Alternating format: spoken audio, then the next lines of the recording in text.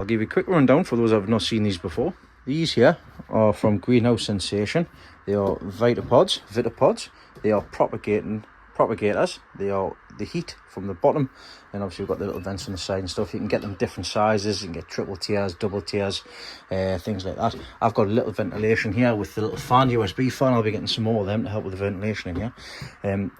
I've also got above here is the Spider Farmer SF2000, which I've had for a few years. I was gifted that by Spider Farmer for a collab in regards to a couple of videos that I put out for them a couple of years back. Moving on to this one, it's a smaller Vitapod. It's a double and it does exactly the same job as what the larger one does. But I class this as my nursery. This is where I start everything off. So, and above that, I've got the Spider Farmer SF1000. This was the first light that I was ever provided with, which was great. It helped out because I ended up having going from these to that, which was a lot more cost effective.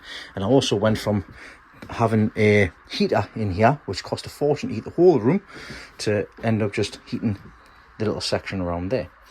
And on this side, exactly the same. We've got a Vitapod with a large one, and above that, we've got a Mars Hydro SP150. Now again, I did a bit of a collab with Mars Hydro. They provided this the SP150, and also they gave me a grow tent to use, which I originally had lying on its side across there, just to keep everything down.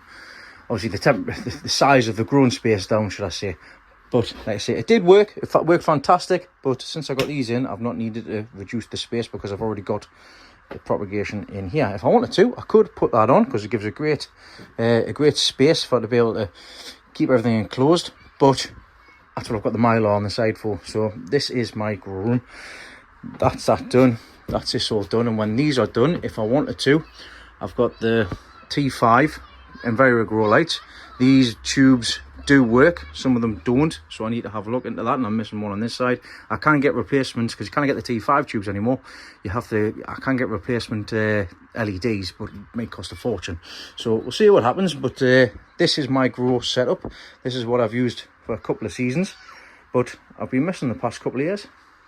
So yeah, that's everything now set up, ready for me to start putting stuff in.